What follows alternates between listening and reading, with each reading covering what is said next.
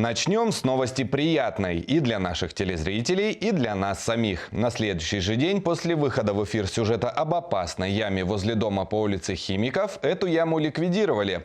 2 дня назад жители дома по улице Химиков поделились опасением по поводу открытой камеры тепловой сети. Открытой она осталась после ремонта трубы. Яма была возле пешеходной дорожки. По ней ходят в школу дети. Больше месяца местные жители не могли добиться порядка и, отчаявшись, обратились в нашу редакцию. На следующий день после выхода сюжета приехали рабочие, закрыли трубы плитой и засыпали землей.